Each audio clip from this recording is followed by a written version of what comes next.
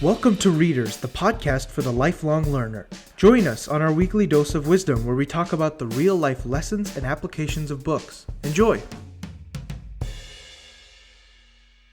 Welcome back to Readerzz, everyone. This is part 2 of our series on the Self-Driving You by Alan Bodnar. Alan, welcome back to the podcast. Thanks. I'm excited to be back. Absolutely. Last episode we built the foundation, right? The idea that we're the driver of a level 4 high automation self-driving car with an automatic self-driving system kind of handling the vast majority of our lives, right? But we also have a conscious driver who can step in and take the wheel. This episode, we're going to be going a little more under the hood, right? We're covering chapters 8 through 15, and it really kind of goes, I'll divide it up into 2 halves, right? First, you have the actual circuits of our self-driving system, the survival circuits run by the amygdala, the intuitive circuits behind our habits, and the default mode circuits behind all of our mind wandering, right? Then we have the executive driver that can override them. And then you have the practical heart of the book, right? How we apply the brakes, why the things we reach for to feel better only work for so long, and how mindfulness lets us take the wheel and actually start rewiring. So without further ado, Alan, let's pop the hood. Sounds good. Well, I think a lot of us can relate to when we've had that moment, right? When, a car cuts us off, or like a quick flash of rage, someone jumping out at us and us just reacting. Anyway, essentially the whole point of this, right, is that you react a full beat before you've even understood what's happening. And, here in this episode, you explain that as the amygdala's low road, right? This fires in about 12 milliseconds before the thinking brain even gets a vote.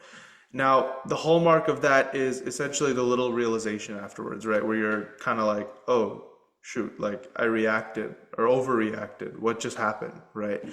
Help us with the part that actually matters most, right? In the seconds right after something huge like that, where we just overreact but don't even realize what we just did, what can the driver actually do? And what would you say to someone who's, probably hard on themselves for overreacting in the first place? Yeah, so that's where this survival chapter and these responses, where the amygdala plays a large role, is it's looking for things related to like defense, food, mating, and then we have that full body response. And the part of the circuit within that is like when you mentioned the low road, that's a hijack. There's also a high road where it's going to look for more information or take in a little more information and then use that to process further. One example would be like once I was walking on my balcony and I went to take a step and then my foot shot up, and that's because it touched something underneath. And then as I looked, so that would have been a low road response, like an instant response. But then I looked and realized it was a feather and then was able to put my foot down and I'm okay. So the low road, especially with the amygdala, and when we're talking about defense responses, it's designed to save us when time is of the essence, where time is a factor. So it needs to respond faster than we can consciously process information. And to your question, when we notice these responses, it's difficult because we have been attaching to them our whole lives. So we just see them as accurate for the most part. And if we are angry or frustrated or whatever the response may be, especially as it's tied to defense, that is related. Like as soon as that information is seen in the environment by survival circuits where the amygdala plays a role, a lot of those responses are tied to sympathetic acceleration. So that's our human vehicles accelerator, and we're going to feel the adrenaline and cortisol that's related to that. If we attach to it, then the body's going to keep creating cortisol. So if I'm mad and I keep attaching to the anger, well, I'm just fueling that further. But what I can do is I can slow my breath. And in the last episode we mentioned, if I manually slow my breath, that's me using my executive circuitry to interrupt that automatic rage, frustration, whatever it may be, and slow my breath. When I do that, I activate my vagus nerve, which triggers the parasympathetic system, and it relaxes my body. So the self-driving system in these moments is triggering acceleration, and then I can go to my breath and I can then trigger the brake. And I can do that anytime. But the challenges we associate with it, we see it as true. So that's what makes it difficult to then try to go to your break because you agree with it. Like we fully associate with the response. So that's what really makes it challenging. Yeah, I think you make a point in this chapter that I think is pretty hopeful, and it's also really cool to me because there's a lot of neural concepts in there that were really interesting to me. You mentioned that the amygdala is plastic, right? It's like a muscle. A stressful or maybe like an unstable upbringing can bulk it up and make it hypersensitive, right? It fires at everything, but deliberate practice with the break can actually shrink it back down and recalibrate it. I think a lot of people, I'm sure a lot of our listeners can also maybe hear this and probably relate, but a lot of people kind of walk around believing that their anxiety is just who they are, right? I've always been a worrier. It's just my personality. How much can someone really calibrate or recalibrate a threat system that their life may have spent 20 or 30 years training? And have you watched that change happen in yourself? How does that really happen? Yeah, so within that, I have been able to rewire a number of behaviors within myself. And what's happening there is, as you mentioned, our experience miscalibrates these patterns, whether in childhood through an unstable upbringing or as we go through our life, if we encounter a traumatic experience, now we are going to trigger that survival response, so that fear response. So if we encounter a severe trauma or continually trigger our amygdala, now we're doing, as you mentioned, we're working that amygdala out. So if we're growing up in an unstable environment and our amygdala or our defense response is continually being activated, we're exercising it. And now, throughout our life, the way that that works with the amygdala is there is no sense of past or present. It basically sees an event tied to, in this case, defense. And like if a dog bites me when I'm a kid, now that gets tied to that circuit. And then at any time in my life, if I see that dog, it's the same as when I first encountered that.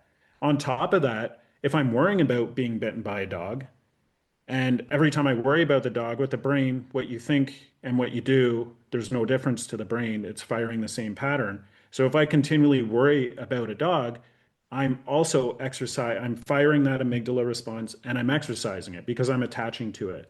So we're unknowingly strengthening our amygdala. And I wrote it for that reason. And all these self-driving circuits, I say it in this way where our early experiences and experiences throughout life can miscalibrate these responses. So in this case, our amygdala, we can exercise it to become extra sensitive to threats. And then it's responding to threats all the time throughout the day. And that's why a lot of us train our vehicle without knowing to chronically accelerate. And then, of course, that's tied to high cortisol and then stress. And then now we are the ones who are consciously doing our best to deal with the result, but we unknowingly wired our system to see everything as a threat. And now it's doing its job, it's doing what it was wired to do. So I've done this a lot through social anxiety for sure. I notice that before I do any social event, especially when I was young, I would always be in my head and worry about what other people would think about me when I'm there, and that I had feelings of low self-worth. So what I was saying, people would think it's dumb, and almost to the point where when I was talking, that's all I could think about. So I was so in my head, I couldn't even have a conversation. And then what happened was I would start going to my breath. And before an event, now I don't, whenever I catch my mind wandering, this kind of goes back and it ties to mind wandering, but when you catch yourself thinking or wondering about a specific like anxiety, if we attach to it, we're kind of just strengthening that. But if we go to our breath and apply the brake, then we interrupt it and we're applying the brake instead. And I found that that has really helped me with social situations. So when I do go, when I interrupt it, I might have a thought about going to an event 30 times before I go, and I'll stop myself from wandering and I'll go to my breath. And then when I get there, I feel free. I don't have that second guessing. I don't have that thought. And this is going to be different for each person. It's more of that self-exploration that we have to do. But Yeah. that's something I noticed that works for me. And I've also rewired fear around public speaking. And now I don't have that either because it's more of a skill. And that came through challenging it as well. So a number of these behaviors were just, it's consciously challenging them, and going to the breath is like the first step to apply the brake when our self-driving system accelerates. Yeah, I think it's a lot about that attention that you talk about, a little bit later in chapter 10, right? Which we'll get to in a second. I don't want to spoil too much of that. But I think it's really interesting how you just mentioned the fact that being present in our own lives, although that may sound kind of like, oh, of course I'm present, consciously being present is different. And I think being present when you're making certain key decisions or reacting to things that you typically would on autopilot is important when it comes to wanting to rewire some of those behaviors or thought processes. But for right now, I want to switch gears just a little bit and get into chapter 10, right? Chapter 10 is all about this default mode, the inner kind of DJ that picks the station whenever we're idle, right? This is, maybe you're in the shower, maybe you're falling asleep, or about trying to fall asleep, maybe you're walking. Essentially, any time where you don't have a constant stimulus, where you're being fed what to think or some sort of stimulus in general. And so for a lot of people, right, this DJ essentially has what you call like a rough playlist, right? It'll replay old arguments, it'll rehearse worst case scenarios, things like that. You cite that a Harvard study once found that our minds wander about 47% of the time, and that a wandering mind tends to be an unhappy mind.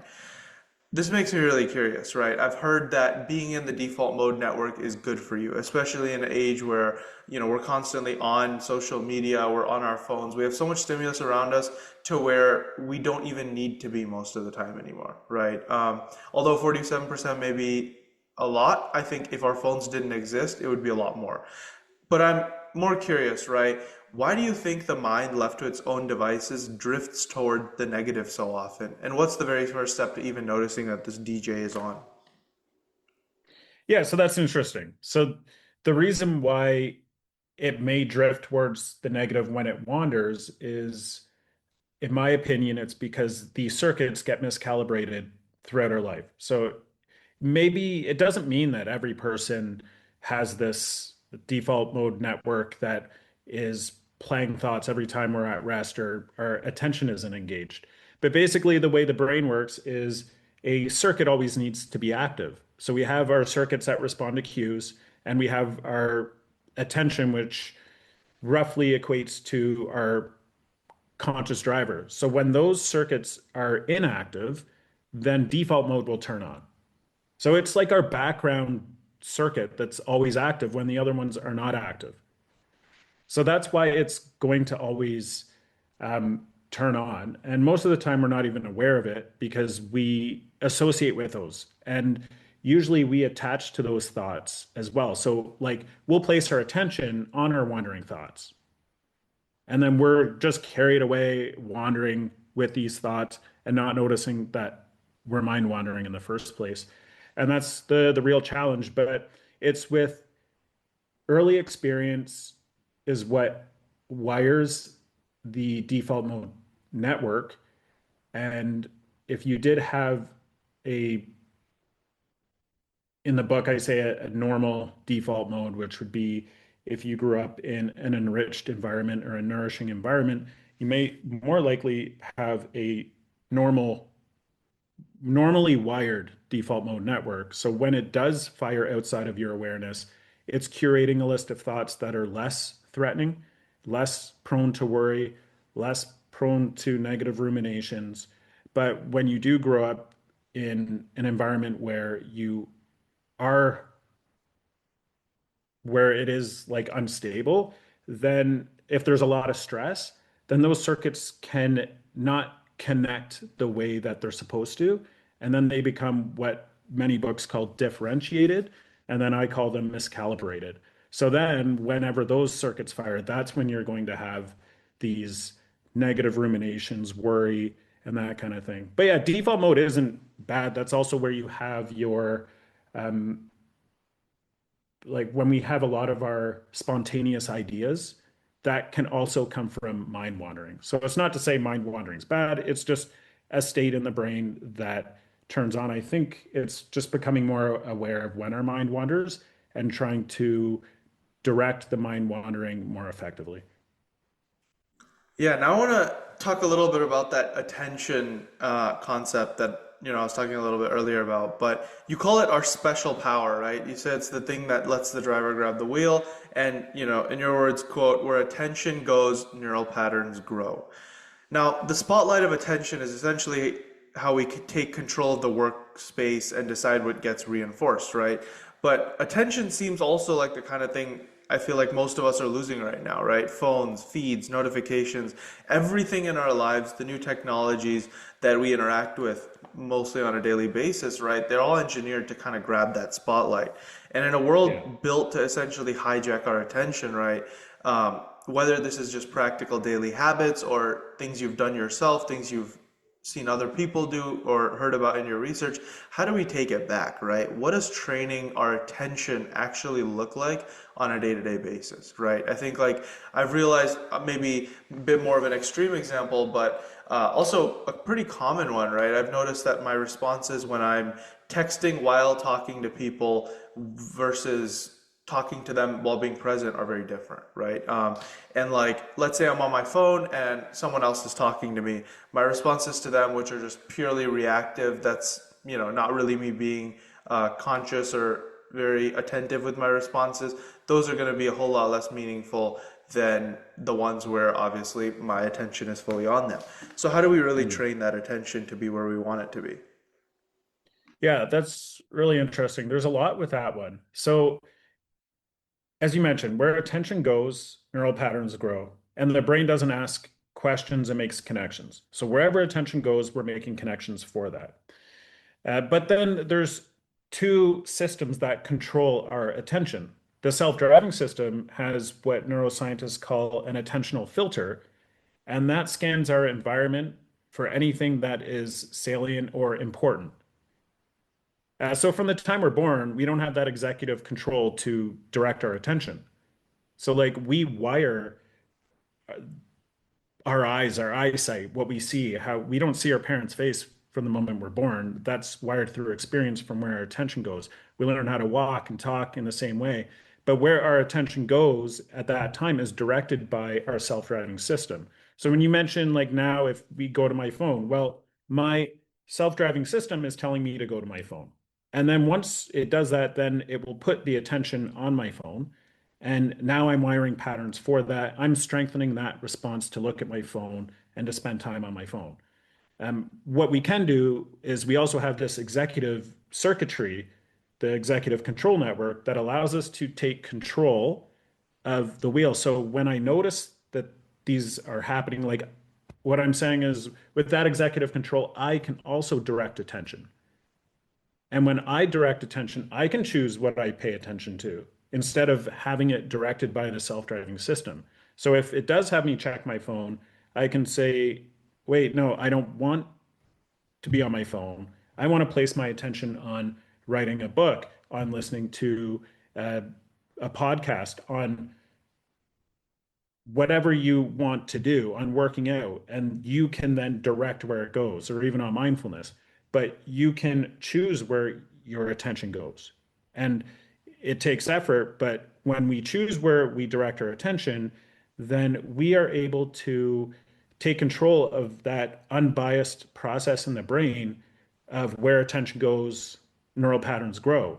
And we are choosing what we use plasticity for. Like we choose the patterns that we are going to wire in the brain. And that's the deliberate attention is our power to do that. But if we're not using it, then we're not directing how the brain as a network wires. And on that note of, where attention goes, neural patterns grow, right? I think there's a technique in these mindfulness chapters that I've been thinking about, which I thought was really cool, right? Instead of arguing with a difficult thought, I think a lot of people tend to really ruminate on these hard thoughts or try and fight them or just think more and more about them, right? Especially when it's something like a recent conflict you may have just had with a close friend or family member or something like that, and you keep reliving that over in your head, or anything negative that may have happened to you, and you just keep thinking about it. Instead of arguing with a difficult thought, right? You say to drop the story it's telling and essentially turn towards, quote, right, its energy in the body. And now, this isn't just some sort of hocus pocus energy in the body, whatever, right? But you're talking about some very concrete feelings in the body. When we get angry or riled up or feel some sort of strong emotion, we do feel changes in the body, right? You feel more heat in your body, for example. Some people, their faces get redder, their ears get redder. The tightness, the pressure, you essentially feel very real things in your body. And I think you mentioned focus on that more than you're actually focusing on the thought. And here you borrow, apologies if I butcher this name here, but Pema Chodron's line, right? And essentially you say, she says, drop the storyline and find the feeling. And you mentioned that an emotion's physical sensation might actually pass in about 90 seconds if we just stop feeding it with thought, right? Walk us through what's actually happening there, right? Why does turning towards the sensation and away from the story make a feeling lose its grip instead of getting bigger? Yeah, and that's why I like mindfulness so much, because it's a 2,500-year-old exercise, but it applies to neuroscience. And there is a therapy called acceptance and commitment therapy, and it's around generally the same idea, where we are dropping the story and we're going to the energy. So with every thought that we have, there is going to be some type of physiological response tied to it. Generally, we attach to the thought. So if I have this thought that, hey, I've had this happen so many times. So like if I'm upset with my wife because she does something in my mind that I think is incorrect, so I'm frustrated, and then I can attach to that idea and just keep thinking about, well, why did this person do this thing? And then it just keeps, I'm adding fuel to that thought. Because I'm attached to the storyline. So if my body does create this sympathetic acceleration response, I'm agreeing with it and it's just going to continue. But if I drop that storyline and I place my attention on where the energy goes in my body, for me, I noticed it's usually always like butterflies or nerves that I feel in my solar plexus.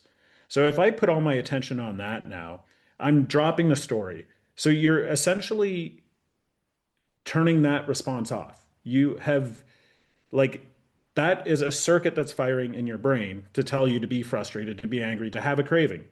And when you attach to the story, you fuel it more. But when you place your attention on the sensation, you're now deactivating that response. And you are going to the energy behind it, which is different than attaching to the thought. And also, when you're slowing your breath at the same time, you are going to trigger your parasympathetic brake. So you're relaxing your body and you're also going to this energy, which gives a whole new perspective. And all of a sudden, the response, whether it's to have a coffee or to be angry, it lifts. There's been so many times where I was frustrated and it was real. Like I'm mad. And then I go to the energy and then I realize that it's not real. Like it lifts and I realize I'm the problem. Like this thought is not accurate.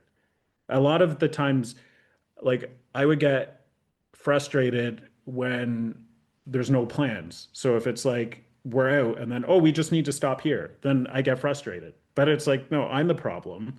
There's nothing wrong with that. It makes sense. Let's go out. But this is what happens is our brain provides all these responses, we attach to them, and then that becomes our identity. But when we do go to the breath and we place attention on them, it is a way for us to allow these sensations to lift, and then we can gain new insights. And that is where the change happens. But remembering to do this and doing that actively, like I know this, and I'm providing the advice, but I'm not doing this to everything. It's almost like a habit that we need to form of interrupting our thoughts. Like I know a strategy that works, but I have to train myself to do that. And I get better and I do it more often than I ever did before, but I'm not doing it all the time every single day. It's just a lifelong practice for this whole discussion. Let me ask you this, right? I think thinking about planning beforehand for these responses or these reactions, kind of to be more conscious. Obviously, there's a lot of tools that you kind of give through this book, and I think breathing is one of the biggest ones, right? You kind of share a counting game where as you breathe, you count each one full in and out breath, and then you try to get to 10 and back. And the moment you lose count, you just start over, right? And like, there's a lot of these kind of meditation games, breathing games, essentially ways you can regain that attention on yourself. But look, when you're driving and someone cuts you off, you don't have time for a counting game, right? When you're in an argument with somebody or when you get mad, no one's doing that at that moment, right? Two questions. One is in the moment when you know you're starting to get a little heated or, things are starting to get a little out of your control in that moment, how do you regain control then? And two, even if you do plan to do these kind of preventative practices like the breathing games, like the meditation, like drawing attention back to yourself, how does that actually help you later on when you have these in the moment kind of reactive, opportunities? Yeah, so it can happen in the moment. Every response is different though. I'm with cravings, it's a little more difficult. When it comes to road rage, I used to get angry. Like I'd honk the horn when I was driving and get frustrated with people. And now I'm a lot better with that. It's not that the response doesn't happen. So, like, if someone cuts me off, I'll have this initial response to honk my horn, and then I'll stop and I'll go to my breath, and then it will lift, and I'll realize I'm safe. Why am I upset? It's not that like I'm going to be able to do that with every response in my life, but it does work when I do it. And the more you do it, the more you're able to make that a part of your regular routine. So it starts by doing it once because we first have to experience that it actually works, that you can have this strong response for whatever it is, craving, anger, frustration, and then you go to the energy and then it lifts. But then we need to practice that many times. And then once we do that, then we can make that more of a, a behavior that we actually are able to remember in the moment. But if we're not practicing it, it's going to be hard to remember. And I think that's the other thing is it's not personal. So if before we experience success in this, we are going to have that rage. We are going to have that frustration. So that's okay. Like this is all just as we're wiring our brain and trying to regulate ourselves, these responses are going to happen and it's okay. It's just a matter of continuing the practice. And once we do that over time, then we can uh, slowly make it more of something that we do, but it's not that it's okay if we don't always remember to do it. Yeah, yeah, fair enough. Kind of to close out here, right? I want to close on a question and just kind of say this, right? Something I appreciate about your honesty through this book, right? You've been doing this for about what, 5 years now? And, you're very open in this book that obviously you've recalibrated quite a lot about fear, and anger in yourself. But, certain things still pull you back into the old loop, like coffee, for example, right? I think that's just something pretty refreshing, especially in a genre that promises like a total transformation in 30 days or something like that.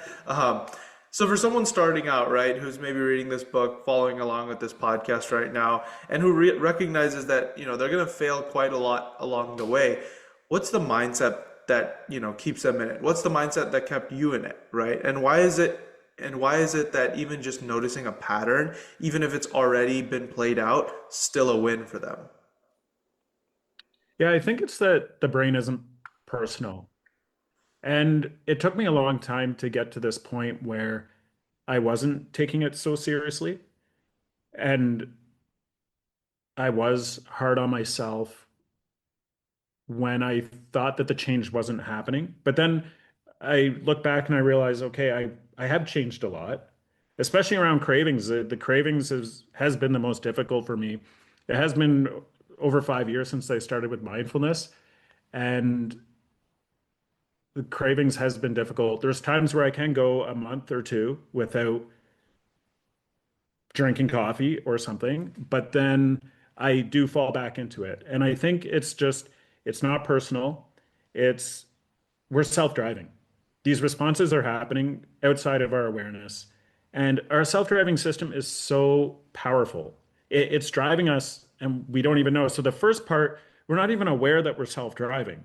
So for us to expect that we're going to just change overnight is not realistic because the brain is has been wired through a lifetime of experience and we've wired it in this way.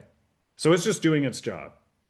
And it's not going to change. It was wired through attention. So now we need to deliberately direct our attention towards what we want to change 100 to 1,000 times for each response. And we need to override each response. And slowly but surely, we can recalibrate and rewire our self-driving system. But yeah, I joke around with my wife when I talk about this because that's something as well. The 30 days change your life. No, 30 years change your life. Maybe, probably not. Like this, I accept that this will be a lifelong endeavor, but what makes it worth it is I do feel better and I have improved. I am less emotional and I have been able to conquer a lot of fears that were limiting me from moving in the direction I wanted. So is it perfect? And are we ever going to just feel completely happy and perfect? No, because we have a self-driving system that is running 90% of the time. So Yeah. likely not. But there are strategies that will allow us to apply the brake and rewire it slowly, gradually over time. Alan, thanks for sharing that, man. I think today been able to really uncover that engine room, right? We've met the survival, intuitive, and default mode circuits. We've met the driver, and we've got the two real levers, right? The breath as a brake and mindfulness as the training that really strengthens the driver and is able to kind of rewire that system over time. To everyone listening, I think the big takeaway from this stretch is that almost none of it's personal. The hijack, the rough mental playlist, reaching for your phone intuitively. I think those are just impersonal circuits doing exactly what they were wired to do. And I think, what we talked about today is that there is a driver in you that can slowly kind of retrain them. Alan, thanks so much for joining us today, man. Really appreciate your insight, and I'm really looking forward to part 3. Same here. Thanks for having me. And I'm also very excited. Next episode, we'll go one final level deeper, right? How into the science underneath the whole metaphor, how the brain actually works as a network of neurons, how it learns, what it shares with the artificial networks in the self-driving cars that we started with, and Alan's final closing argument about mastery, practice, and how much of our potential is really even up to us, which I'm really curious to hear about. But again, to all our listeners, thank you so much for tuning into Readerzz. I'll see you in part 3. And until then, keep on learning, keep on changing, and keep on growing.